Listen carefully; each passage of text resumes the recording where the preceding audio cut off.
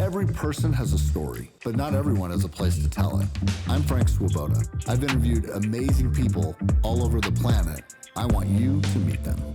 This week, the most interesting person you've never heard of is... Hi, I'm David Zaccaria, and I'm one of the most interesting people you don't know because you've probably seen a lot of my work and just don't know it. Dave Zaccaria, welcome to the most interesting person you've never heard of podcast. Thank you, Frank. You are one of those people, and I have to say, of all the people that I've asked to be on the show, you're the first one I felt like I had to go through people to get to you. You know, that you were thinking about whether you actually said, I don't know if I'm going to do this. Well, I to be honest with you, I don't think I'm that interesting, but I'm honored that you asked me, and the more I watched a lot of your or listened to a lot of your podcasts that you've been doing, I thought I can do that. Well, what I appreciate is that you didn't say yes right away until you checked it out. And so well, and I'd seen a couple before you asked me. Oh, had you? Oh, I'd actually seen a couple that you had posted, I'm honored. And then you asked me, and I thought, I'm not that interesting. And then you thought about it, though. We had that conversation because you're like, well, actually, I've done some cool stuff in my life. You have. I think so, and also this sort of being a Spokane homecoming is always a good thing too. Right. I don't dislike Spokane. Right, of course. No, and you're here, right, in town. We're doing this right during the holidays. So you're home for the holidays. Yes, I am home for the holidays. And you live otherwise in?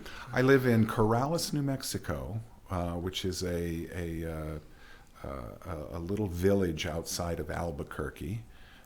It was a farming community for a couple of hundred years, and little by little, people sold off their farmland and people built homes, and there's more homes than there is farmland now. And horses. And horses, yes. So it is the horse capital of New Mexico, and I think there's 8,000 people and probably 3,000 horses. And you are a horse family. You really are. We are. My wife has a quarter horse that she rides. I volunteer at a horse rescue, and which is a whole other story. And I'll probably get my own horse here pretty soon. Wow. But yeah, we're living the horse life. That's really cool. Well, and you in my life are huge because you were honestly the first person to hire me in this crazy business that I've been in for 30-something years. I always remember that, because I worked with Jim, your brother. Right. And we needed somebody who could type and knew sports.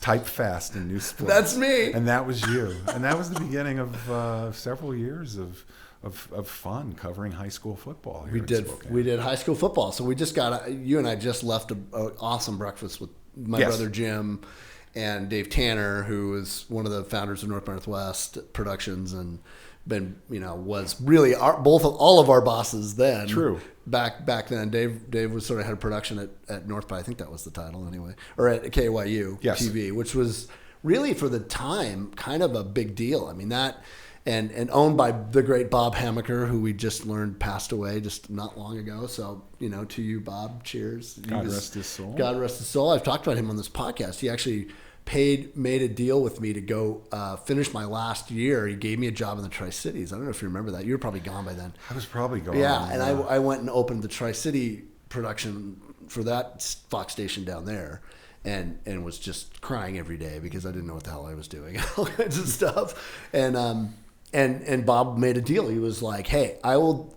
to hire you. I'll let you go down there." But he was a big Gonzaga guy, and I was going to school there. And he's like, "You promised to finish your college to get your degree. I'll do this. In fact, I will pay for your last semester of college if you take this job." I did not know that story. Nobody ever, not a lot of people knew that. Huh. So when I got done with my job at KYU, I got hired at North by Northwest. David hired me, and I came back up. And I thought, well, Bob's not going to pay that. Why would he? I'm now working for somebody else. In fact, his competitor, kind of. And he honored it. He was like, absolutely, I'll pay for that, and he paid for it, and I finished it at night, over a couple of years, and I'll always remember him for that. He was always a stand-up guy. He was a stand-up guy. I really liked working for his company, and that's why I stayed there as long as I did. How long were you there? I was there 6 years, I think 6 years before I pulled up roots and headed to Portland for a short period of time. My memory is you were always the young cool guy, but you were probably older than all of us. I just learned that today, that I'm probably the oldest of the group. Yeah, I always thought you were the young cool guy. Like one of the first person that I know wore like Chuck Taylor, cool Chuck Taylor Converse shoes.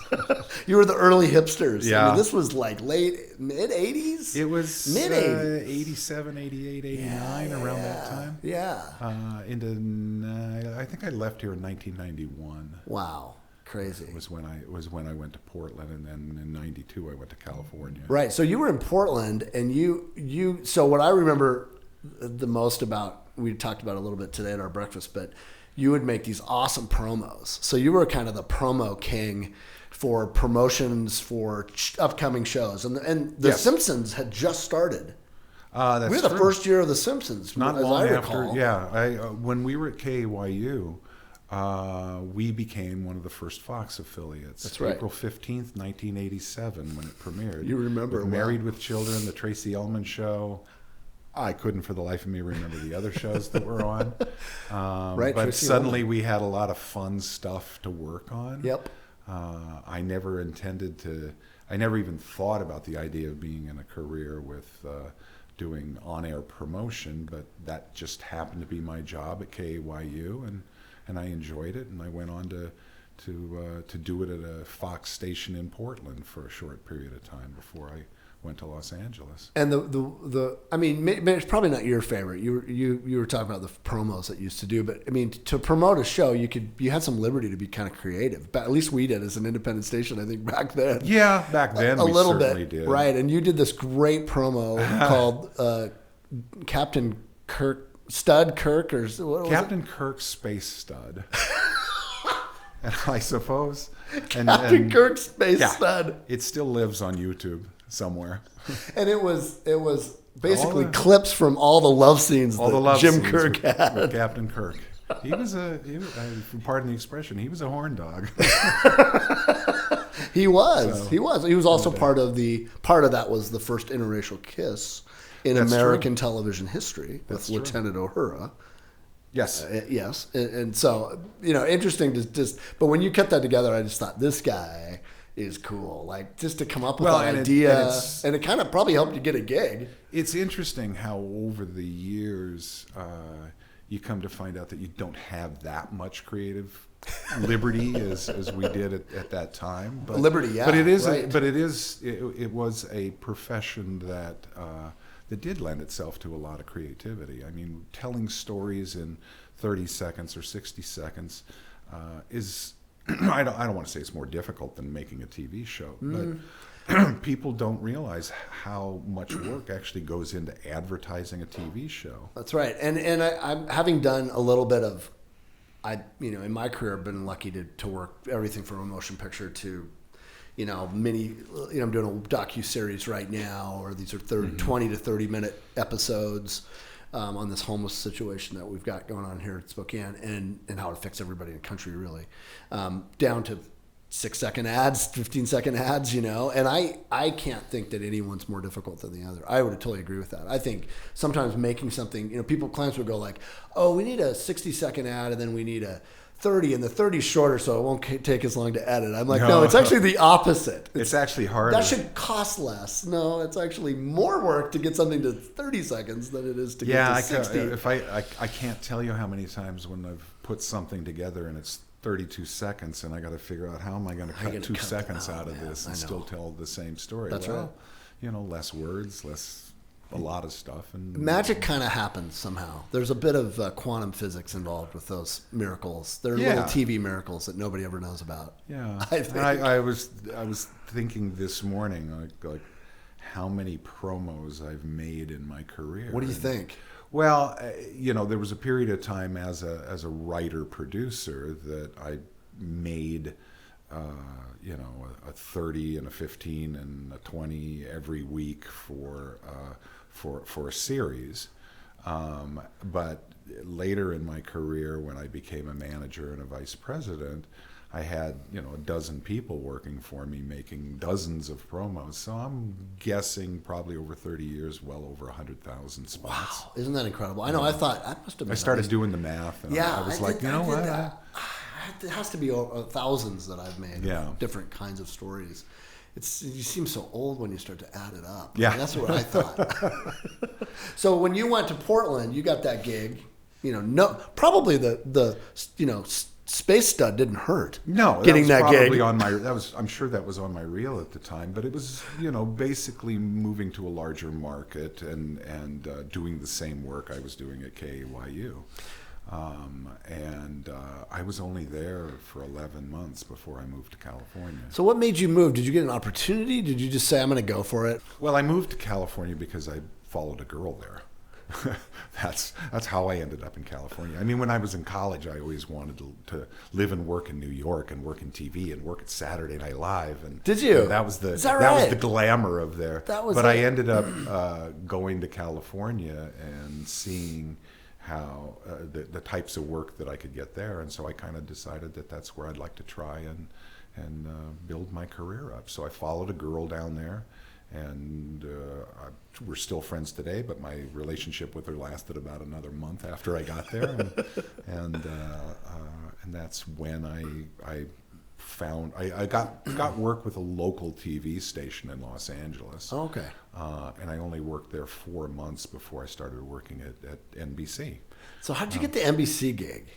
It's funny, when I was in Portland and I had been offered a job at a local TV station in Los Angeles. The day I was leaving Portland to move to Los Angeles, there was an ad for a writer-producer at NBC. And I just dashed off a letter and sent it to him and said, okay, you know. And then I went to California. I was there about 4 months, and I got a call from NBC that they'd finally gotten around to looking at my resume and looking at my reel and wanted me to come in and talk to them. And at the time, that must have felt pretty good. It was very exciting because Yeah. you know, I grew up as an NBC kid. You know, just all the shows that I watched were on NBC. I watched the Today Show every day since I was in college. So it was a kind of a big deal at the time. And I had a staff job at this local station, and when I went in to talk to NBC, they said, well, this is a freelance job, and we'll hire you for 6 weeks at a day rate. And I was like, oh my gosh, you know, I had no health insurance, I got a steady job, right? I got this. LA is expensive and busy and big. And I was barely making ends meet at the time. And when he told me how much he would pay me, I was like, wow, that sounds like it's worth taking a risk for. So I quit my job. I went on freelance, and I was probably 8 weeks in on a day rate, and they offered me a staff job. So wow. I took the staff job, and that was in 1992. So it's been 30 years since I started there. Wow. Congratulations. You know, on that 30-year career. I started at the bottom and little by little worked my way up at NBC. So I remember a story, this may or may not be true. Maybe this is urban legend that's been passed around the Spokane people, the media people here, but did you not do a video for Brandon Tartikoff's 50th birthday or something like that, or you produced something? I was part of the people, okay. part of the group of people that when Brandon died, right? When Brandon passed away, he passed away. They immediately put together a tribute show. Okay, for him. And everybody who worked in advertising and promotion dropped whatever they were doing, and they worked on this special. And the special, we put it together in about 36 hours. Wow. I had one section that I worked on. Gotcha. It was a small part of a half-hour tribute to Brandon. But I was there at a time when everything was sort of Brandon's legacy. And everybody, it's like, oh yeah, well, Brandon used to say this, or Brandon used to say that. And it was the new beginning of NBC at the time. They were, when I started there, they were in last place. Right. And within a year of being there, must-see TV began to emerge, right? And I had a great run, with those shows at NBC, and that was an era that was led by Warren Littlefield. And he took over after Brandon He took passed over away after Brandon passed away. Well, Brandon, I think, if I remember correctly, had already retired, and I see. Warren was there, but then they brought in Don Ohlmeyer. I don't know if you yeah, of course. named Don Ohlmeyer. Monday Night Football. Hello. Yep. Am I right? Look at me go all the way back. He was Howard and Cosell. he and Warren were huge in turning NBC around. Well, sports was big. They started to do, exactly. And to this day, the Olympics, right? And I was just going to say, you always see the Olympics on NBC. Well, those deals were made 30 years ago, and we used to say, we're going to have the Olympics until you die. Wow. And sure enough. yeah. And one of my bosses, John Miller, who's been with NBC from the station level all the way up and is now retired, but he was one of those people that was instrumental in always keeping the Olympics with NBC. Wow. So, wow. I never worked on the Olympics. Really? That's interesting. No. That's Nope, interesting. that was other people. So you were right to be in must-see TV. So what were the big shows then? Oh, gosh. And what was that? What was your memory of Well, that? it's funny. Did anything surprise you, or did you think, always- this is going to be huge? I always look back at that and remember how must-see TV came about, and it was in a staff meeting. They were talking about appointment television, and appointment television is something that is pretty rare nowadays. Correct. I think appointment television, Yellowstone is probably appointment television. Where you for a book lot. your week around. Where you plan to be there when it's on. You don't Right. record it. You don't watch it back later. You're there. You're there when for the it's on. live event. Yep. And that's still a big part of television, is watching things in real time. But at the time, we started talking about how people were making an appointment to be there, Right. for Thursday night comedies. And somebody at the table, his name is Dan Holm, said, "It's must-see TV." And everybody was like, "Oh, wow, that's it. That's what we're going to call it." And to this day, Dan is the father. Dan Holm carries that moniker of coming up with that. You were there. You were in the room. I was in the room, not to diminish what I did for a living, but I didn't work on the comedies. I didn't work on Seinfeld. I didn't work on Friends. My wife worked on Friends. My wife worked on Is that right? on Seinfeld. Those were her shows. Oh, wow. I worked on ER. Oh, yeah. And Law and Order. Okay, Those were you're the drama guy. I was the You're such a drama guy. I was a drama king in those days, and You're the drama king. and then and a variety of other dramas. Every year there'd be a new crop of them, but the two that stuck were that I loved. The George working on Clooney ER. were ER and Law and Order. Wow. I worked on Law and Order when Sam Waterston was originally on it, Yep. and Paul Sorvino, Benjamin Bratt. Right. And we used to, during the must-see TV years, we used to do these shoots. They called them Mondo shoots, where you would rent out sound stages for an entire weekend, and every one of your talent or stars would come in and stand in front of a green screen and say, "This is NBC," or "This is must-see TV." Must-see TV. Everybody would do that, and you had other gigs and other gags and things that people would do during those I remember shoots. that. Yeah. So you got So you got to meet exposure. everybody, really. Yeah. A little for a moment. a little bit of everybody.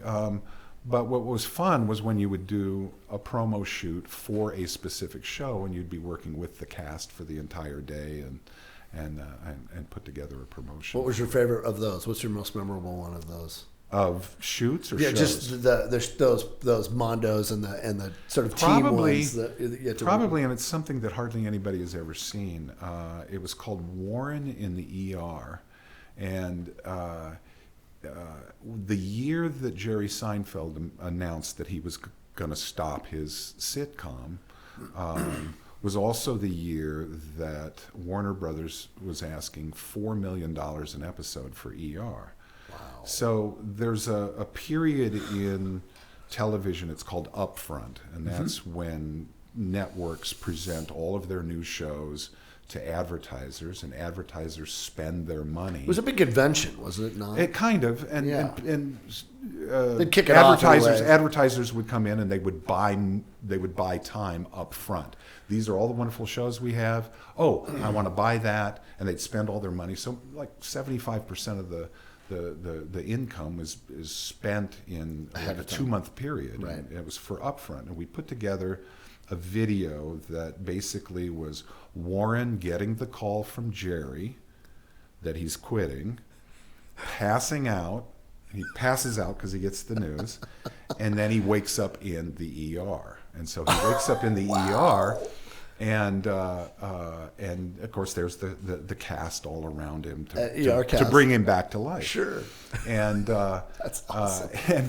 And I had written this scene for the ER portion of it, where I had like looked at shows and studied medical vernacular and everything, and I'd written this whole thing, and I submitted it to the executive producer of ER for them to shoot. And he says, "This is really good," and I'm like, "Cool." And he says, "But this will take us 2 days to shoot." I'm not doing that. So we're not doing that.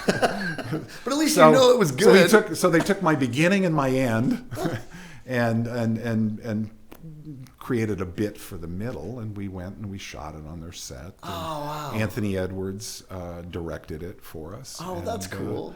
And that's probably one of you my got a little favorite taste of what it would be like to be on that set. Well, and I'd been on the set a number of times for different things. But not they're making your stuff. No, not when they're making my stuff. That's kind of a cool experience.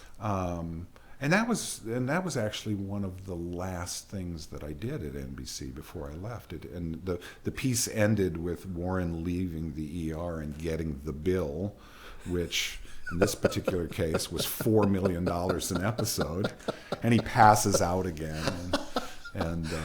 So that was one of my favorite pieces that I worked on. So you didn't really work with the Friends people or the comedy side of it. Seinfeld, not really. Seinfeld I mean, I did a lot of work on network image and network brand, where I utilized a lot of material from all the shows. So sure. I did a lot of editing and producing work.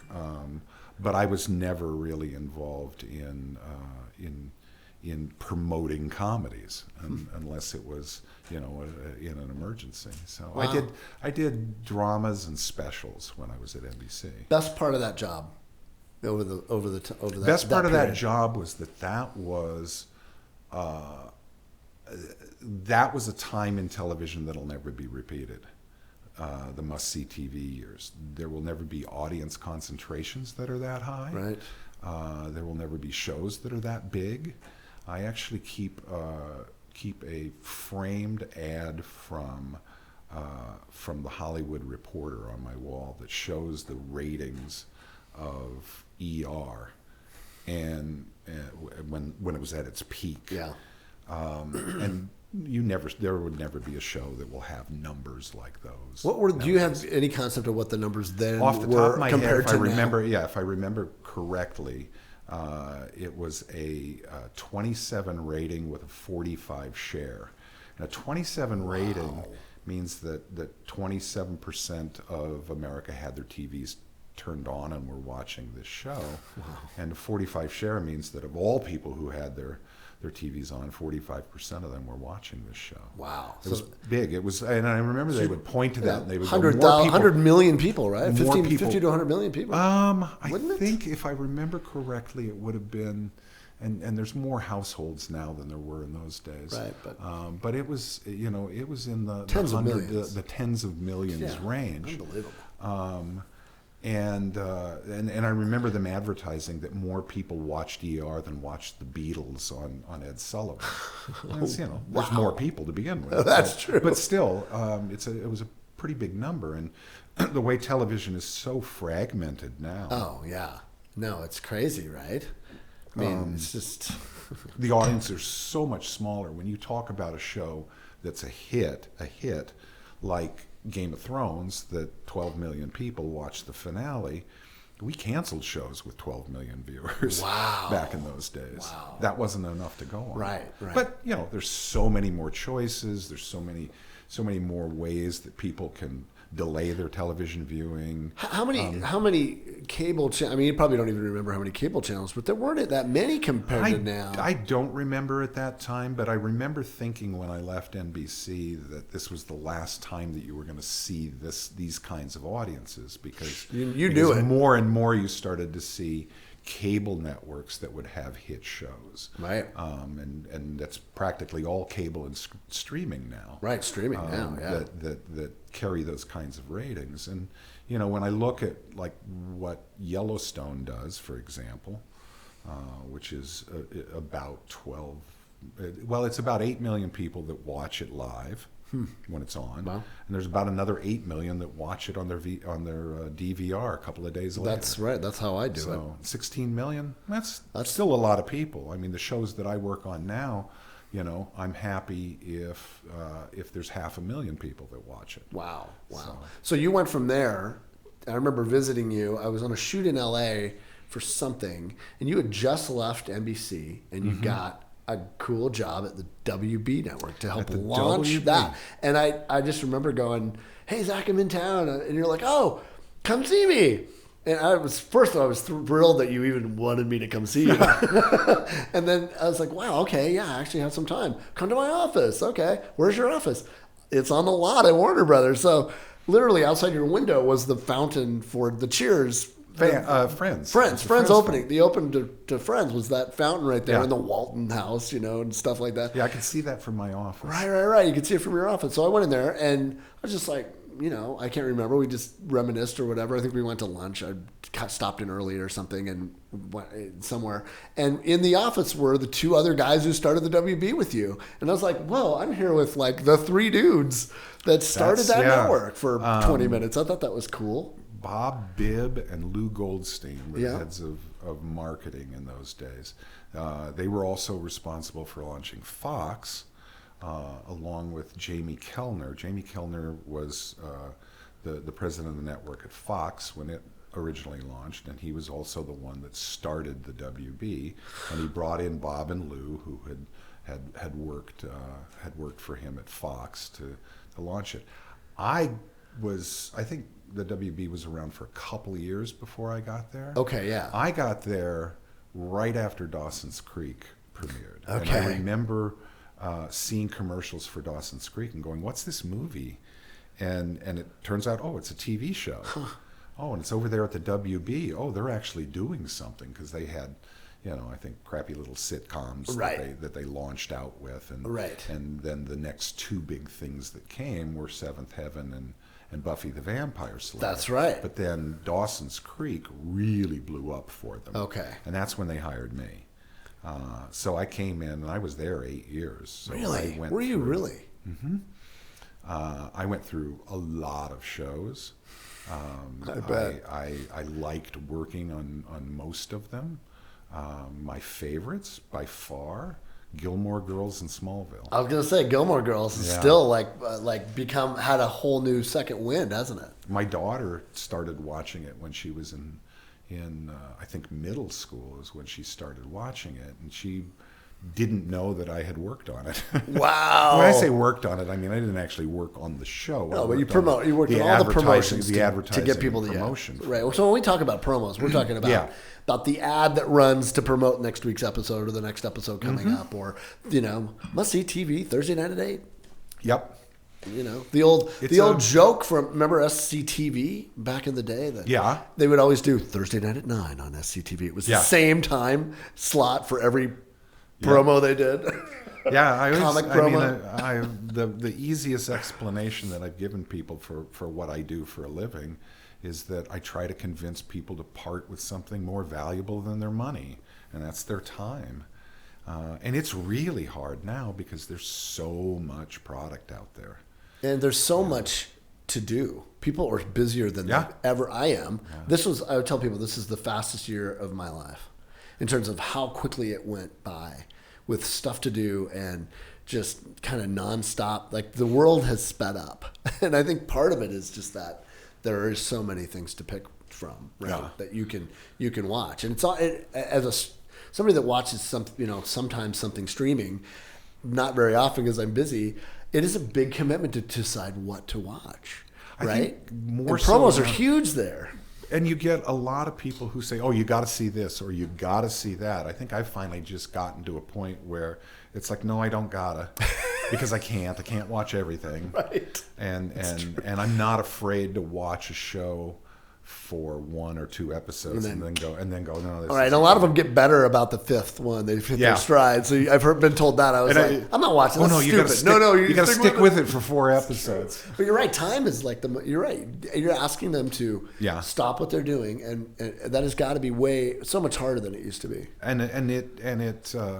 But I'll tell you what's easier about it nowadays is targeting your reach and how you're going to reach the people that you want to see your advertising, because data is so granular now that I'm not going to send you an ad for Married at First Sight. I'm going to send you an ad for Basketball Diaries, something like that. Yeah, exactly. Because I know what you're interested in. Right, and the algorithms know what I'm interested in. And that's a pretty huge change in And that's a big part of what we do. We do that on a kind of a regional basis, or for all of our advertisers. That's exactly what we're doing. We're making content specific to them, and then knowing who the target is, we're targeting it on digital ads. And there are it's companies incredibly now effective. that all they do is data analytics to help you find. That's right. Find that little sliver of and audience. we get those reports and provide them to our clients every month, and it guides what they do and us and how we tell. But it wasn't that way. It wasn't that way at the WB. No, and it was still at a time when Nielsen, when the Nielsen ratings were such that the main 5 television networks held 80% of the audience. Right. And that's it. That's not how it is now. Right. Even at the advent of all of the WB and all those other networks, that was sort of the beginning of these new networks. Yeah. That now there are just tons of. Yeah. Right. WB was one of the first ones, as I recall. It was the 5th network. It came out at the same time that UPN came out. That's right. We always beat UPN. I think they had one show that beat us. It was what's the show with Kristen Bell that she did? Veronica Mars. Okay, that's it. That was one of the shows that was very competitive with us. But our audience was so young. It was such a great buy for advertisers. If you wanted to reach smart, particularly young women between the ages of 18 and 49, they were all watching the WB at that time. Wow. And there were a lot of great shows. Felicity was one that there were some good shows on that network. The year that I got there, that was one of the shows that I launched. And that was J.J. Abrams' first big thing that he did. Wow, is that right? Look at where he is now. Unbelievable. Yeah, it's funny because those of us, because there's a WB group on Facebook, and one of the things that always comes up in that group is that we talk about our kids. Our kids are all grown up. Michelle Williams, look at Michelle Williams. Unbelievable. She's grown up, and she was, when I first met her, she was 16 years old. She was emancipated from her parents and on her own. And then you sort of look at just all the different people who have come through all the different shows over the years. Right, it's a real and where they went, real training ground for just what is now. You're right. They're kind of running the world. They're making the content that we all watch. I'm a big fan of Mrs. Maisel. That's a great show. That's written and produced by Amy Sherman Palladino, who did Gilmore Girls and writes that quick speech, snappy that dialogue. Both of them are famous for. That was, I'll tell you, that show was great for making promos because there was so much good material. Just the snappy banter, that whole moonlighting era. Remember that show? Oh yeah, that kind of thing happened a lot. It sort of started to be that. Well, it's banter. funny because if you go back to, it's funny because we've made that comparison to Moonlighting. Great but show. In the days when Moonlighting, that was appointment television for sure. It was, but at the time, the maturity of how on-air promotion worked, it wasn't as sophisticated as it was it sort of all changed in the 90s, that promotion became an art form, right, if you will. Right. And there's professional organizations, and people got into it as a career, and because it was basically an afterthought up until like the mid 80s. But it became a point where the promos would almost be better than the shows. That's what we strive for. I think you did it. I think you did it in a lot of cases. And in some cases, I mean, it's interesting because I've had some series that I've launched over the years that we do such a good job with the promotion and advertising that everybody shows up on the first night and they don't come back the second week. Whoa. And it's like, well, marketing did their job. The show didn't deliver. Wow. So you left NBC, and where did you go from there? And I went to the WB. You went to the WB. That's right. You were there 8 years. And I was there for 8 years. You left the WB, is what I meant. And it's funny because I start thinking of some of the other shows that I worked on there. Reba was a great show to work on, and it's still in syndication now. Yeah. That was a soundbite machine, and I did get to work with her a couple of times. How was she? Gracious, one of the nicest people I've ever worked with in show business. Wow. When we did radio advertising for the WB for about 2 years, we would actually go to the stars and actually have them do the radio ad for us. So I went to Reba's home in Beverly Hills and did a radio spot with her and Melissa Peterman, who was one of the funniest women in show business. And she had a spread laid out for us and was so hospitable and did everything that we asked her to do. Wow. And she was just a very nice person to work with. That's really cool. Not always the case. No, and I won't name now. I'll try not to name names. I'm not going to ask. But it was funny because sometimes in the WB, you get these young stars who it's like, oh, they have a TV series, and suddenly their head gets really right. No one teaches them really how to do this. And they don't want to do promotion. Yep. They think that's silly, and and it's like the veterans are they're all there. They know why they do it, and it's part of the job. Well, exposure's changed too a little bit. What was the girl's name that was on Sabrina the Teenage Witch? Melissa Joan Hart. Wonderful at doing promo because she had done it at ABC for a number of years, and when she came to us, she would do anything we asked her to do. And that's not, like I said, that's not always the case. Wow, that's great. So after WB, you went where? After 8 years at the WB, the last thing I launched was Supernatural, which lasted 12 years. That was like my last big baby there. Oh, that's cool. There was a point at which the division called Telepictures, which does syndicated television shows, like Ellen and People's Court and I forget what else they had at the time. A lot of daytime stuff. And it's stripped. It's on every day, Monday, Tuesday, Wednesday, Thursday, Friday. They had been without somebody in my role for about a year and a half. So at corporate, they came to me and they said, would you like to come over and run promotion at Warner Brothers Telepictures? And I thought about it for a while, but that's running the job. That's the big That's the big job. And I thought, well, it'd be something different. It's in my profession, but it's something different. And about the time this was happening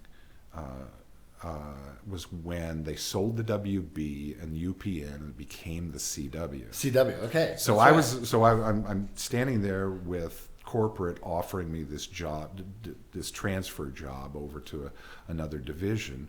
Plus the CW is starting up. The CW is asking me to run promotion for the CW, and I decided to go with Telepictures because they threw a lot of money at me because there hadn't been anybody in that position for a year and a half. Well, it only took me about a week to find out why there had been nobody in that job. Do you wish you would have gone to CW? It was a meat grinder. I don't know. I try not to have regrets about decisions that I made in my career. Sure. But Telepictures was a meat grinder. It was hard. A constant churn of work. Yeah. Nonstop. It was a lot of difficult people to work with that had opinions. You know, you would work for the WB or NBC, and my boss made the decisions. And Right. maybe his boss Sure. made the decisions. You're Well, at Telepictures, it was like my boss made the decision, her boss made the decisions, but the producer made the decisions, the producer's assistant made the decisions, the talent made decisions, Wow. the talent's assistant could make decisions too. The makeup artist. And give notes on your work. So it was really hard to get work done. But in a lot of ways, it's some of the best work I ever got to do. Because of certain shows that I worked on that were fun to work on. How long were you there? I was only there 3.5, maybe 4 years. Okay. And what shows? Well, the one that I always point to that I'm most proud of is the Ellen DeGeneres Show. I started working on that in its 3rd year, and I was with it through its 7th year.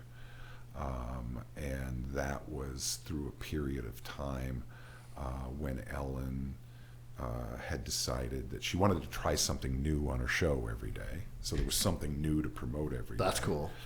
For you, that's gold. And Ellen, God bless her, she hated doing promotion. She just was uncomfortable doing it. She would do it. We would write things. And you learned really quick that you can write all you want, but once it gets to her writers, she's going to write it. They're going to change. Her writers Her were going to rewrite it. Right. And after about 2 seasons of launching the season, doing things with her in Target and on the street with people, that, you know, she pretty much made it clear that I don't want to do that anymore. So I came. Hard to blame her. Yeah, It's a lot. Yeah. So I came up, and she probably didn't need to at that point. She had been to a different level. I mean, it sort of got to a point where, because you have to do a campaign every year to launch the new season, right? And you need to have a hook. So we came up with the notion of the best part of your day. That Ellen is the best part of your day. And the first year we did that, we basically went to the show, and when women came out of the show, having just watched the show, we just talked to them.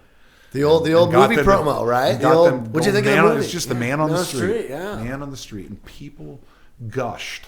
You know, they said lots of good things. And we would always have them, you know, say, she's just the best part of my day. And that was the campaign. Yeah. She liked it because she didn't have to go and do a shoot. Right. Because the promos were not her, didn't involve her. Yeah. and she, and then the last year I was there, we did an extension of that campaign, which was for, we called it In the Audience. What would it be like if you were sitting in the audience at Ellen? Cool. As opposed to what do the cameras see? It's what do you see from the audience? So you see the cameras. It's not behind the scenes because it's in the different, auditorium. right? This is point of view. It was a point of view campaign, and it turned out so nice. So these are stuff you pitch to them, and they go, "Yeah, okay, that's cool," and then Yeah. they would rewrite the particulars of how it was delivered. But you guys came up with the big idea. Yeah, and That's Ellen, cool. You did. I only spoke to Ellen like once or twice a year. She had herself surrounded. Yeah. And you know, I think when you're at that level, not everybody should have access to you. Sure.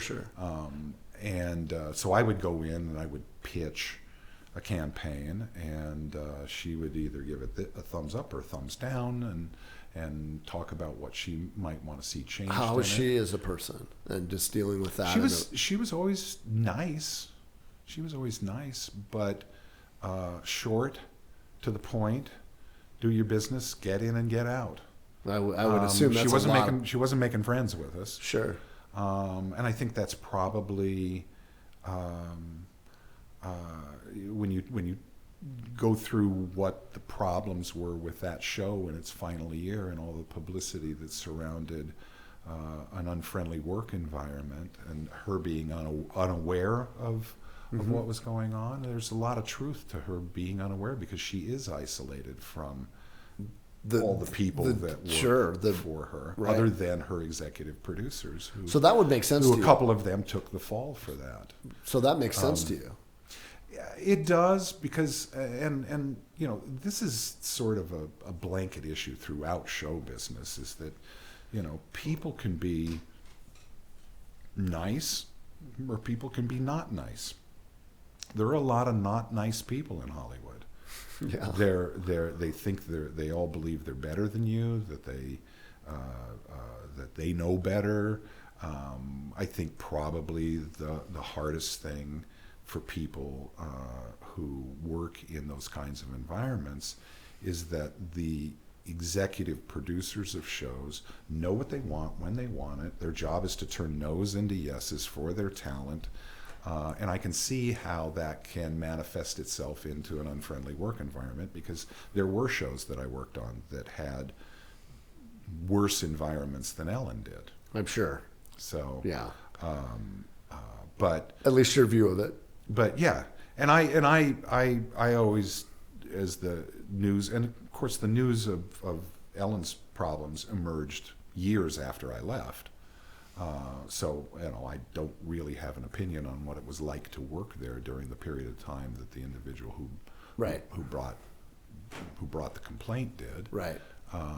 But I also know plenty of people that I worked with there that loved working there and stayed there for 12 years. Right. Because it was a good show to work on. Right. Right. So interesting. Yeah, you don't always believe what you read. I went to her 50th birthday party. How was that? It was they blocked off a street on the Warner Brothers lot, and they had jugglers and and a big show, and it was everybody was invited, and you got swag, and and I brought my wife and sat and played poker with Paris Hilton and her boyfriend. No way. And then they got up and left. That's surreal. So I looked at my wife and I went, "We just played poker with Paris Hilton."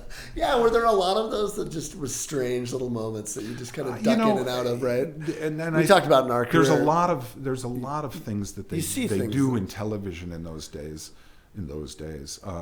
where they had big conventions and parties and things where affiliates would come and mingle with the talent and stuff. And those were always a lot of fun, and they were spectacular parties. Anybody you met that you just went, "Oh my God, I just met," besides Paris Hilton, of course, or was that it, or was she it? It's interesting. I've never really thought about who did I was you just most, go, wow, sort of starstruck by? Most starstruck by.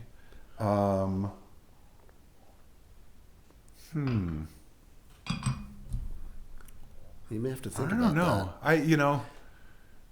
The first time Tyra Banks hugged me, that was cool. Nice.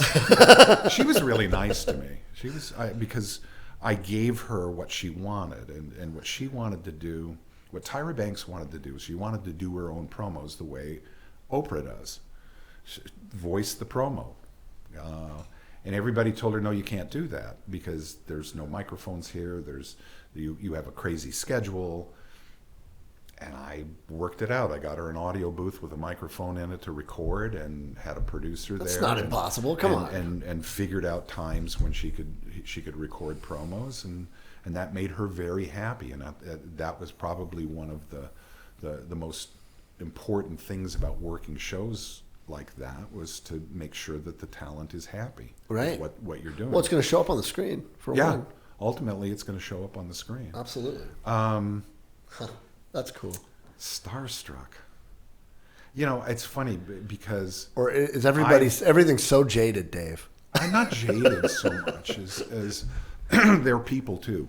Yeah, right. No, I know. I've never really been. But people starstruck. but people like Tyra surround themselves with a lot of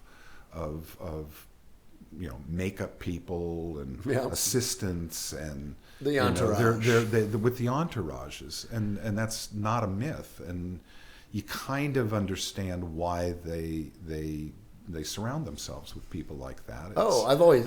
Then they don't have to worry about it. Right. I've always heard that, especially on the film side and stuff, the most difficult people to work with, the one that is the most problematic on a set is the makeup artist, because the one that they bring with them can tell them so many things about you will not exist without me. Yeah. You got here because of the way I made you look. They're in their ear all the time. And Well, it can be that way. And the Tyra Banks show was one that did that in spades, because we would do a shoot with her, and she would have to have her glam squad would be there, and her glam squad was very expensive. Oh, I'm sure. So it tacked on incrementally onto your budget, because she had to have her hair and makeup. And that was in your budget. She had to have her wardrobe. Oh yeah. Person. Oh yeah. And that stuff adds up. Yeah. Really, really fast. Yeah. Those sort of divas are. It's real. But she didn't behave like a diva. Right. She behaved like a professional, and I think that, and I think this is something that a lot of people probably don't know about her or see in her, is that she's really, really smart and very business savvy, and I believe that, and really did all the right things, regardless of what you think about her personality that she projects, sure, on Dancing with the Stars. It's different in real life, right? I guess. Well, she's had a run. She's been on a lot of stuff. Yeah. I mean, consistently, and that's if you're going to be that character, technically, right? Yeah. Those can not last. Sometimes they can be out of style, and she's transitioned pretty well. Yeah, several. She's actually, she took a few years off. She went to school. I think she got a master's in business. Interesting. And she's doing well for herself. That's cool. So speaking of, you mentioned your wife. How did you guys meet? She worked on at NBC as well. Was that? She was an editor at NBC. She was an editor for another producer.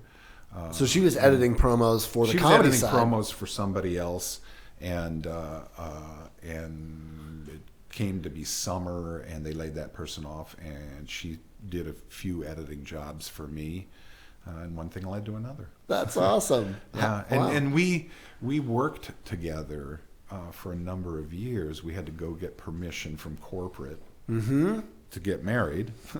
Sure. But she, like I said, she worked on Seinfeld and Friends. Wow. And everything that ended up in between those, from even Veronica's Closet to The Single Guy. Sure. So even though you didn't work on the comedy side, you were a part of it every day because she was in your life. So you both knew what the other one was doing. I bet that was handy. Yeah. And we kept our courtship secret for a year. Nobody knew about it. Wow. Until we got engaged and had said, to. Hey, we're engaged. Wow. Everybody was like, what? Good work. Yeah. So, wow. But going back to Telepictures, the thing that I think I'm probably that is the biggest legacy from there is TMZ, and how that all came about. We had a show called Celebrity Justice, and it was canceled eventually, and it became the TMZ website. So they would spent a year trying to figure out how to turn this website into a TV show, and little by little they started figuring out where they can get video from and how it would paparazzi stuff, paparazzi and whatnot, and so they announced the TV show without really knowing what it was ultimately going to be, and myself and another individual. The first thing that we were charged with doing was creating a sample of what the open of the show would look like. Because, like, when you go to Extra or Entertainment Tonight, it always opens with Tonight on Entertainment. This star is doing this and that star's doing that, and and we have an exclusive, and so speaks out for the first time. It was that kind of stuff. TMZ didn't want to do that, so. They would have this morning meeting every day, and myself and the other individual who helped me with this, we said, let's just record the morning meeting. And so we recorded the morning meeting. Smart. And he took it back and he edited it into a 1-minute open for the show. And we showed that to Harvey, and Harvey looked at it along with Jim Paratori. And they looked at it and they went, that's the show. Let's try and set up to do the round table, the bullpen. The bullpen. And So they smart. just and it was rough at first, but they So made it your work. idea for the Open turned into the show. Well, then I'll be to be honest with you. I think amazing. it was mine and this gentleman's idea to do it, just to see what we came up with, and it ended up being something. Wow, that's pretty cool. And you know, it's something that when I see it today, it's evolved tremendously from what it was originally.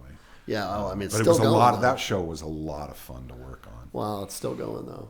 So then you went from there to I remember that you called me one time and you're like, I just got canned, man. Like at the top of the game. Yeah. Really? I mean, the stuff that you've done. Well, was I really, to be honest with you, I did not get along with my boss at Television. Well, I just didn't say that you got canned. and They offered you to move to New York, is what they did. They what happened at Telepictures was like I said, I never got along with my boss. And after 3.5 years, she elected not to renew my contract. Okay. Which was, fine. I wanted out of there anyway. Yeah. I had tried to get out the year before. Oh, okay. So this because Bob and Lou from the WB were now running marketing at Lifetime. So they wanted me to come over to Lifetime, and it took me a year to get out of my contract. Wow. And ultimately, when she said, I'm not going to renew your contract, I was like, okay, fine. See ya. I'll see ya. And I went from there, I went to Lifetime, and I was at Lifetime for just a couple of years because it was sold to A&E, and they moved everything back to New York. That was what it was. I remember that. They moved everything. They moved to New York. That's right. That was so. It was Lifetime. And they didn't take very many people from L.A. And that was a couple of good years at Lifetime. I worked on Project Runway. Wow. Did shoots with Tim Gunn and Heidi Klum. Yeah. My wife loves number that show. of great made-for-TV movies that I got to work on.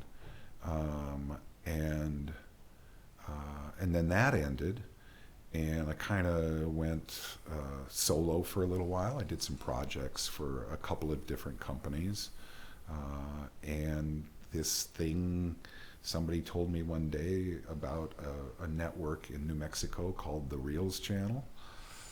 Was looking for somebody that does what I do, and I'm getting old, and they're hiring young people everywhere. So I thought, why not? I'll try this for a little while, and I went over to Reels, and that's where I've been now for 11 years. You've been there 11 years. 11 years. Unbelievable. In New Mexico. So that's which is a great place to live and work. Sure. Well, and that's the other thing. We were talking about that a little bit at breakfast this morning. Just the industry gets kind of moved to places like this in Atlanta because of the film incentives that are available like crazy. And, the state of New Mexico is going, we'll give you a crap load of money just to do your stuff here. Yeah. And, I remember when it happened, because we had talked about movies, and I was part of the film incentive here in Washington State, the early parts of that. And I spoke to the legislature and sort of, lobbied for it. And I remember thinking, this is never going to work here because these people think this place is cool, so cool, the state of Washington, that anybody will just make movies here and TV here, that it's not about money. And I was just laughing. I was like, this is all about money. It doesn't matter where it is. It could be New Mexico, for God's sakes. And sure enough, the Westerns have now made a comeback. Well, gee, I wonder why, right? I mean, you'd see all kinds of movies. I'm like, why is that always set in New Mexico? Oh, I know now why. And it doesn't matter because they redo the show or they do whatever, and it's made the place probably really cool. In fact, I was just telling you, my stepson's friend Noah has gone to the University of New Mexico because he wants to make movies someday, and he's not choosing UCLA. He's choosing New Mexico because it's across the street from Netflix, which he knows is really where he wants. That is in his mind Hollywood now. Yeah, and it's so fascinating to me that has been the case. It's interesting, and I think awesome. It's interesting as someone who came from local television and went to LA and worked in network television for most of my career in LA and Hollywood and whatnot, and that whole culture of being there, because people who work on movies. My next door neighbor was a stage manager on a sitcom. Right. There are it's an industry town. A lot of people are in the industry. But when I came to New Mexico and watched how the film and television industry was growing there, it's a culture that is all its own in New Mexico. That between the crews, producers, payroll. I mean, like every job Yes. is done there except post-production. Right. And they're working on getting Right. post-production. Well, and I always felt like Spokane would be the best place ever for that kind of thing to happen, had they matched the incentive. Yeah. Because I was like, look, dude, this is a great place to shoot. Like in New Mexico, you got a lot of, well, desert. And in rangeland and, you know, a little bit of mountains here or there maybe. We doubled for Afghanistan, Iraq, Yes. high desert, you know, Right. just Texas. Right. But if you think about here, you can get that kind of look if you go west on, you know, the That's true. rangeland there. If you go south, you get farmland and that beautiful Palouse look that exists here. If you go north, it's deep forest. If you go east, it's deep forest and lakes and rivers. And this downtown is easy to get around. It's quick. You can shoot here in half an, you know, I can shoot what it would take me a day to do in Seattle or 2 days to do in Seattle. Like 3 days in Seattle would be a day. You do a day here. Because everything's close, you know, and it can kind of fake for a big city and a small. What are the it's incentives? sort of been there. What are the incentives? I don't even know. I should know that, but Yeah. they weren't ever on par. And I think they've increased the base amount now. The legislature just changed. I mean, it. that's primarily so there's why more. our company was in New Mexico. Of course, For the yeah, it's incentives got to be that for all of percentage. the It's got to be the production. percentage of what you get back from that production budget, right? And Yeah. they're not bad. They're just not. I told them, like, if you're not, unless you're going to go all in, don't do it.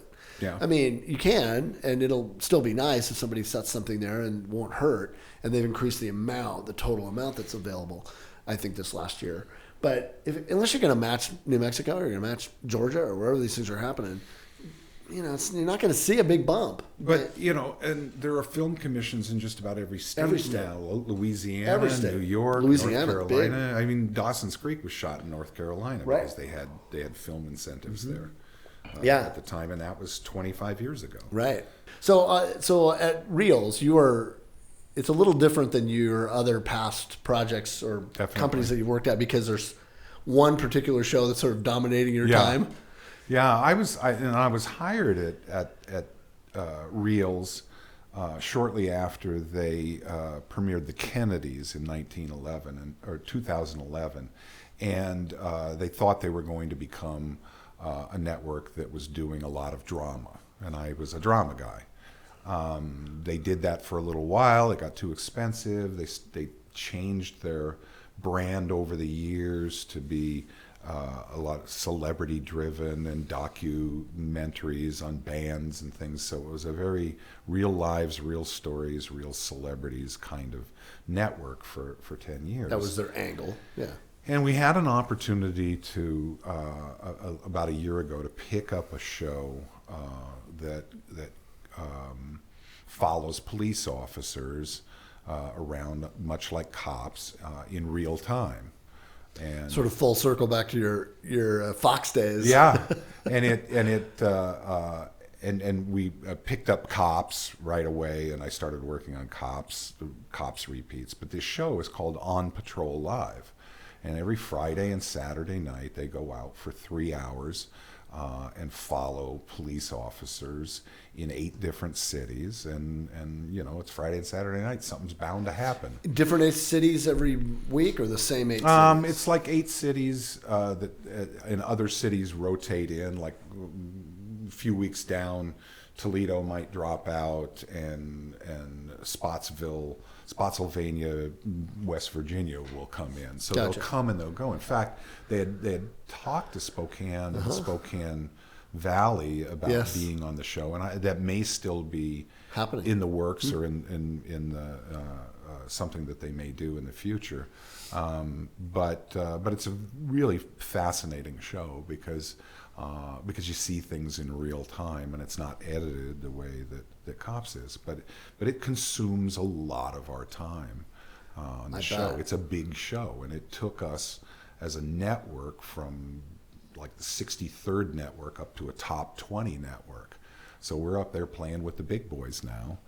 And and it's funny because Reels is a small company in New Mexico where we run an entire network with fewer people than most networks have in their accounting department. Wow. You know, basically there are about 50 employees that run an entire network, and it works. And it's been a fun place to work. I've really grown to like New Mexico.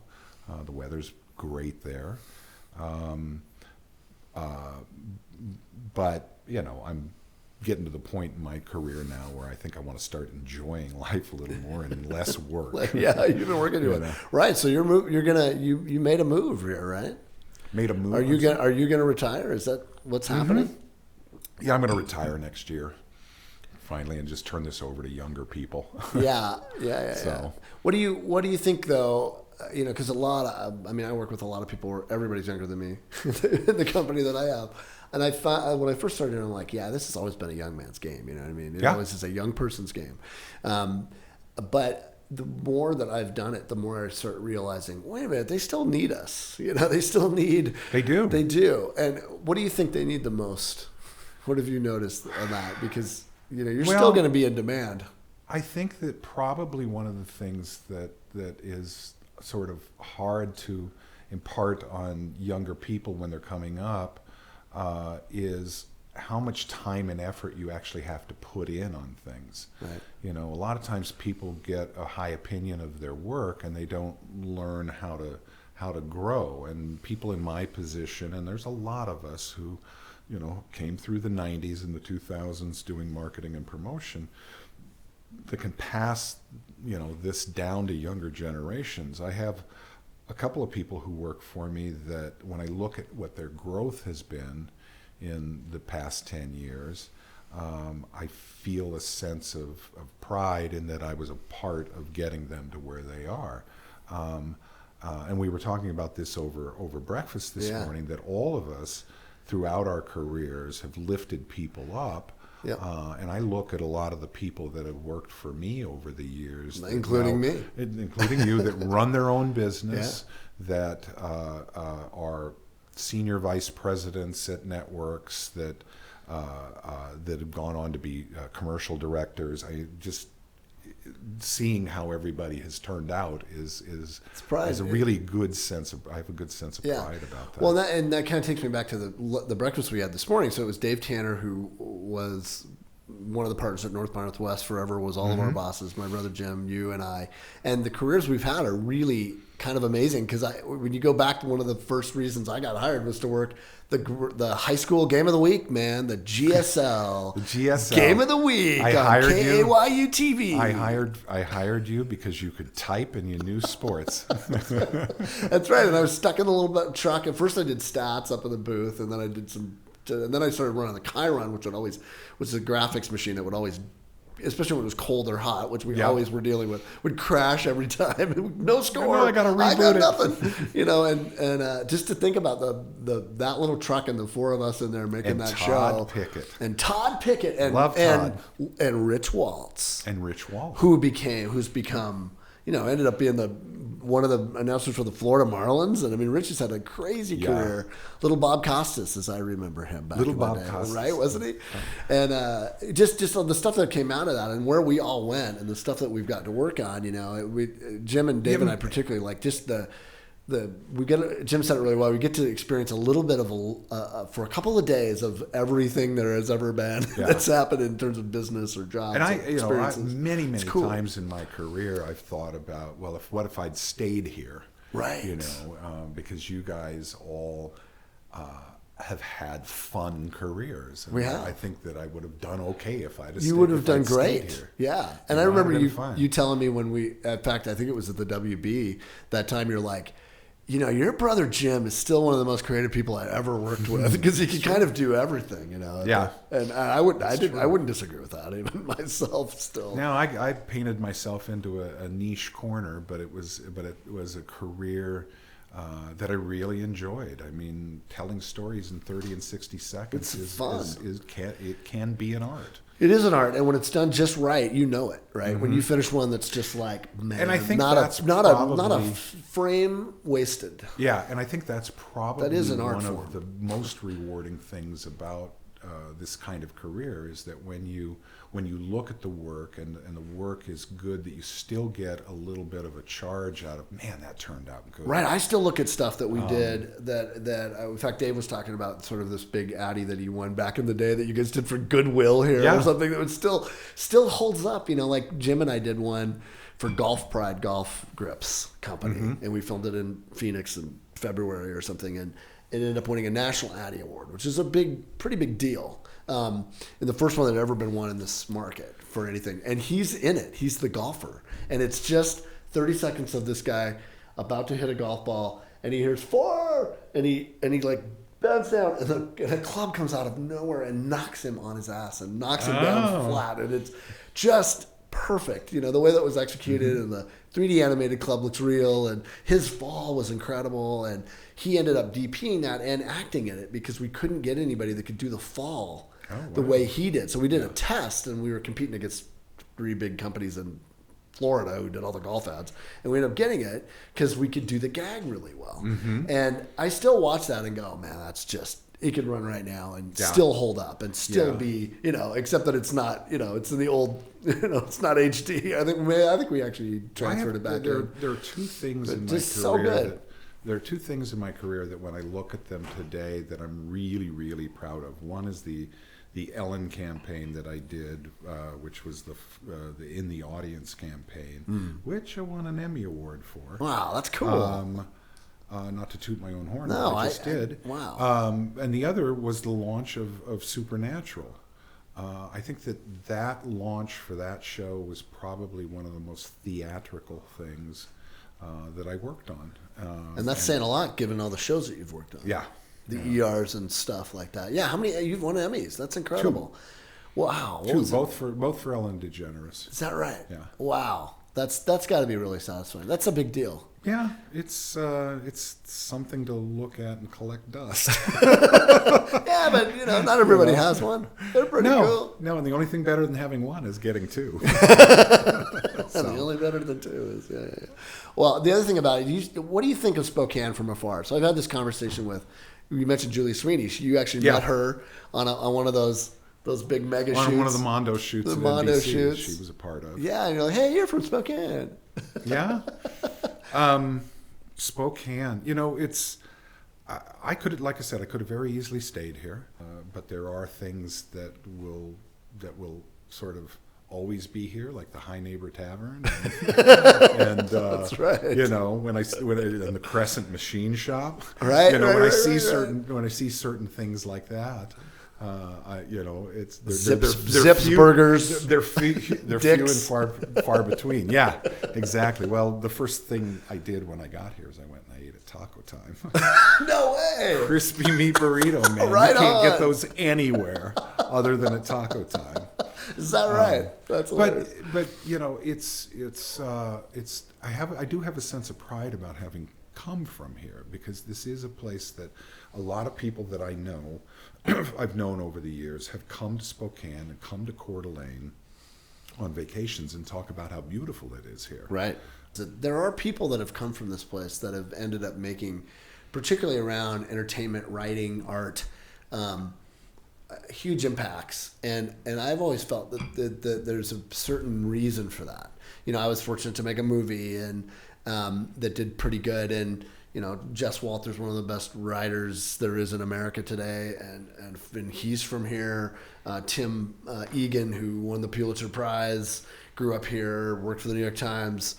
Julia Sweeney's done just phenomenal writing in her career. And let's not forget Sydney Sweeney. Sydney Sweeney. That's exactly right. Sydney Sweeney, exactly right. And my theory has always been that this is just the right, and I might have stole this from Jess. This was his idea, but this is just the right spot because we're not Midwest America, but we have the sensibilities of that because we're not a small town, but we're not a big city, right? And we don't focus on the things of New York or Washington or LA, which is, you know, what are the numbers this week on ratings, right?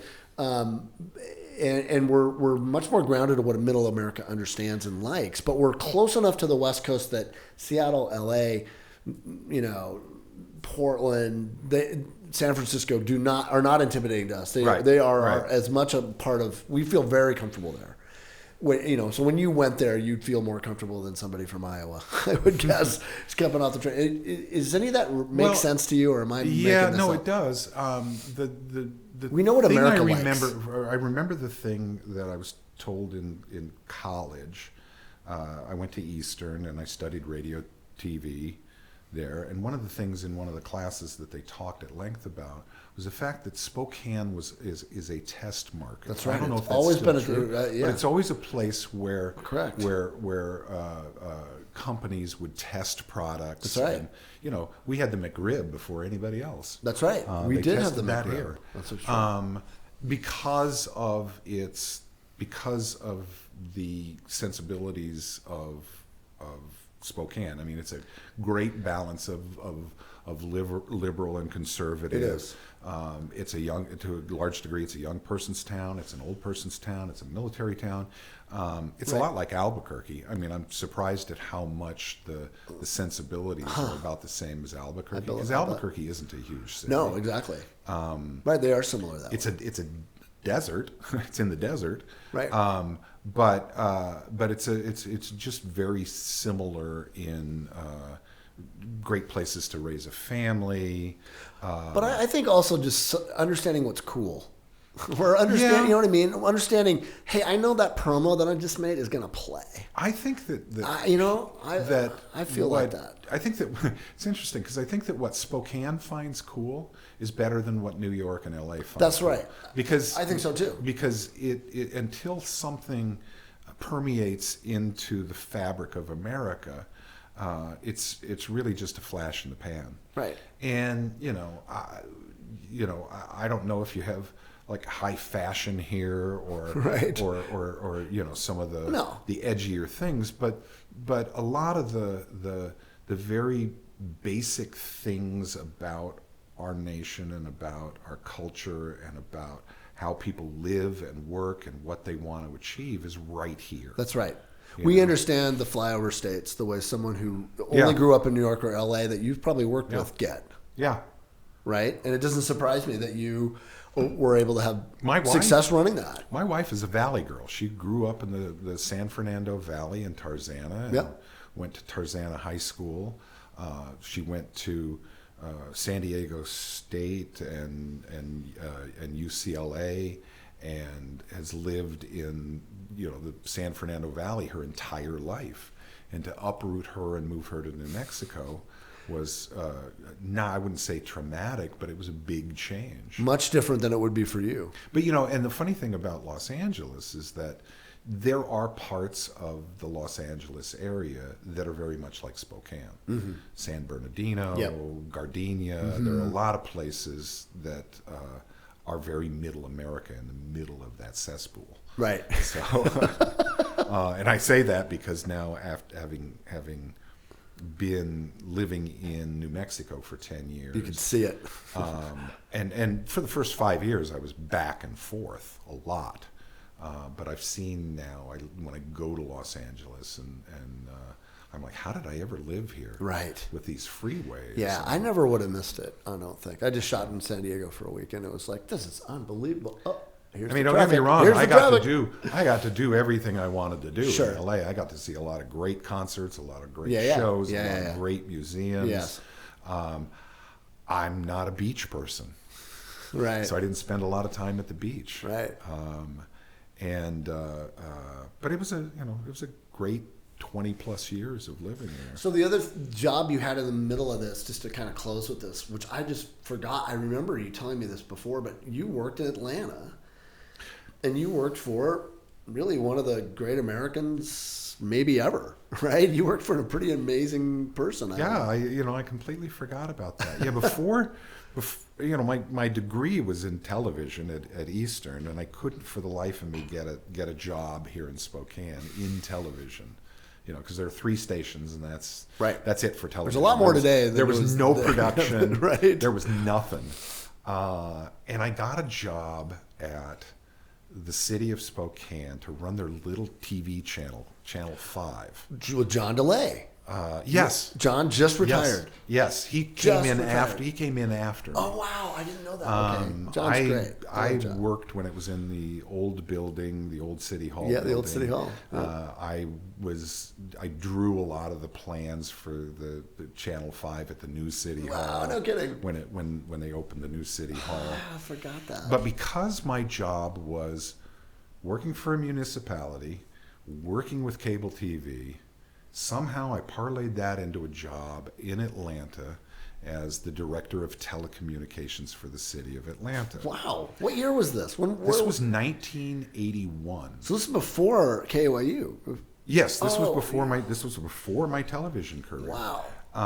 And I was hired to go there and oversee the construction of the cable system in Atlanta, because they didn't have cable TV in Atlanta in 1981. Which is shocking when you think about Ted Turner. Well, and he emerged during the period that I was there. Interesting. My wife at the time worked at CNN. But my job was with the mayor's office, and the mayor who hired me was Maynard Jackson, who was the first black mayor in the country. I only worked for him for a year before they elected Andrew Young mayor, and Andrew Young was the UN ambassador under Jimmy Carter. Yep. And he became mayor. My boss became his chief of staff, and by some luck of the draw, I got to stay. I got to keep my job, because usually when administrations change, they get rid of everybody. Right. But my boss kept me, and I had an office just down the hall from the mayor. Supervised the construction of the cable system there. Wrote speeches. Wrote several grants to get television equipment to broadcast city council meetings. Wow. Your career could have taken a really different move. But the part of it that was probably most important to me, and I think this is why I kind of wanted to talk about this, is that it was a very eye-opening experience to the civil rights movement. Yeah. I knew what I knew from what they taught us in school. At the time I was working there, Andrew Young, Julian Bond was a state legislator. I forget exactly what he was, but his brother was on the city council. There were a number of other city council members who had been through the civil rights movement. Andrew Young had been a big part of that. Probably the most influential one was John Lewis. Right. And while I was doing work for the city of Atlanta, we had to let contracts, and they were very big on affirmative action. And I didn't know much about that at that time, and I was asked to come to John Lewis's office, and I sat with John Lewis one day for about 3 hours, and he talked to me about the civil rights movement. No and way. About really? And about being held at fire hose, walking across the Edmund Pettus Bridge. He talked to me about all of that. Wow. And I had to go to the library and pull out an old Life magazine to look at it and go, "That's John. That's frickin' John that. Lewis on that." And he didn't do very well as a city council person. He only did one cycle as a city council. He didn't get along with other city council members. Well, good trouble. But after he was no longer city councilman, he ran for Congress, and he thrived. The rest is history. Wow. But, what was that? What did you think of him? Of John? Yeah. I was kind of in awe. Yeah. The more I learned about him, and the more I learned about the civil rights movement and the people directly from the people who were involved in it, and who were sort of the front runners. It's always been fascinating for me to watch documentaries and in fact, I can't think of his name off the top of my head, but there's a guy who a white guy who got his head busted along with John Lewis for sitting at a lunch counter when he wasn't supposed to. And he lives about half an hour from me in New Mexico now. No He's way. like 83. Wow. And just lives a quiet life up there. And every once in a while somebody comes and interviews him. Wow. About his experience. Wow. Well, I mean, that must have been an incredible It was actually an incredible not a lot of time in people get that Atlanta opportunity because the city was emerging as an international city to do international commerce, right? And the African American community was burgeoning in a way that equality and inclusion became the norm there. I've worked there since in the last couple of years. I've gone down there, and like Spokane, it doesn't look the same as it did 40 years ago. No kidding. No, it's a big city. Yeah. Damn. Any part of that make you want to, as you look into your next chapter, go back to that kind of stuff? Politics? Well, or at least stuff that's meaningful like that, you know? Well, it's funny that you say that. In terms of stories you really, might tell. look, if I'm being honest. You're still a storyteller. Yeah. You always have been. Yeah, I think what I'd like to do in my retirement is probably tell stories that have more value than entertainment. Right. I think that's one of the things that I haven't done enough of. I mean, I've worked on some great documentaries, but for the most part, my career has been in entertainment. Yeah. I mean, right now, there are a couple of things in Albuquerque that I'm looking at volunteering with. I currently volunteer with a horse rescue. That's cool. And feed horses and train horses. Keeps you zen, man. Yeah. Keeps you humble. Yeah. I'm in the middle of producing the 6-part series on the homeless problem here, which I don't know if you've noticed that as you drive around, but I I noticed it in Portland. Yeah, and it's in Portland the other day. We had a little bit more here, but it's look, I know it sounds ridiculous, but it's like that everywhere. It is. No, and it the is. 10 years since I left LA, going back as often as I did, there were places where I would drive to and from work that I go by now that are tent cities. Yeah, well, and we've got we had, I think this summer, the largest tent city in America. It really 650 people. And I wouldn't pretend to know what the solution is. I mean, I hear different things being tried in different communities. You can watch our web series, housingandhelp.org. Absolutely would like to watch that. And we just finished. I'm in the middle of almost finishing here number 5 of 6. We think 6, could be 5. And really what we learned is that there is one city in America that has done it better than anybody, and that's Houston, Texas. Is that right? They have cut their homeless population by 65% in the last 10 years. Wow. Where Spokane's has literally gone up 64% in the last 10 years. Mm-hmm. And they've done it by having one centralized kind of regional approach plan where they funnel all the money to one place. And they've done housing with services. I'll have to research that. Well, hopefully you can watch our show. It'll be all kind of give you the input. We got a chance to talk to all the key people that have turned it around. In Albuquerque, they're talking about converting hotels. Yep, that's an option.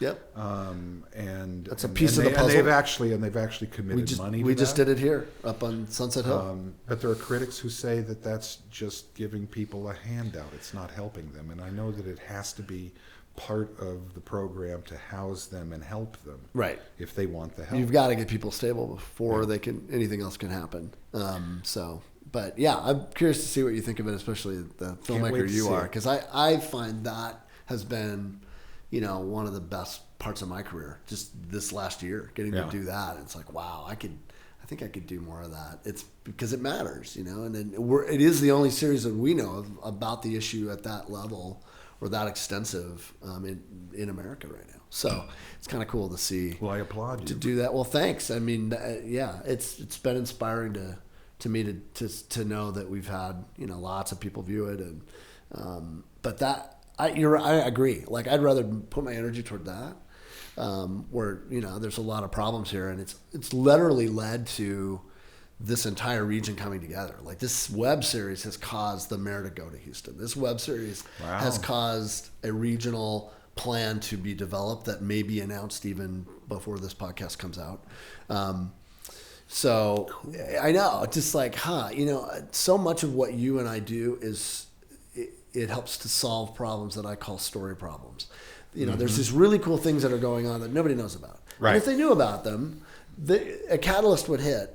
And we've literally had all the people that matter the most to this region in this room, in that little conference room this last year, helping to kind of develop and plan it, whether that's business or commerce or, all the people all the nonprofits. It's literally, I mean, I just got done, presenting to both the city council and all the nonprofits in this town, kind of pitching, hey, here's what we learned in Houston.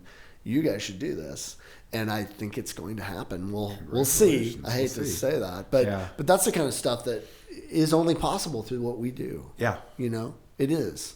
It makes a huge impact on stuff. So, well, storytelling is something that has been important since the beginning of time. Families carry down stories, history. A lot of history gets lost over the years. Or told wrong to begin with. But, nowadays, with the way mass media works, there's no reason not to tell stories.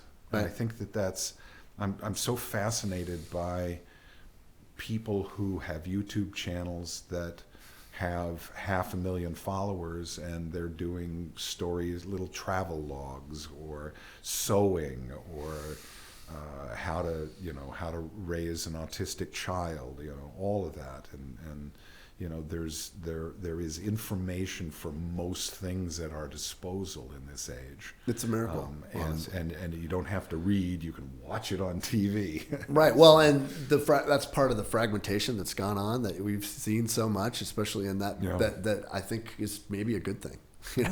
The good part of the fragmentation. Yep. So, everybody has a channel. That's right. Well, thanks for being on this one. Thank you. Time went by fast, and this was a lot of fun. Well, thanks, Dave Zaccaria, for being the most interesting media mogul I know. Hardly a mogul. Awesome. Thank you. Thanks, man. Cheers.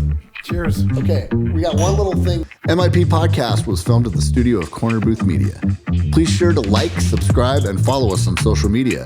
You can also listen to us on Spotify, Apple Music, and anywhere podcasts can be found. We'd love it if you'd rate, review, and subscribe to help our podcast grow. Be good to yourself and stay interesting.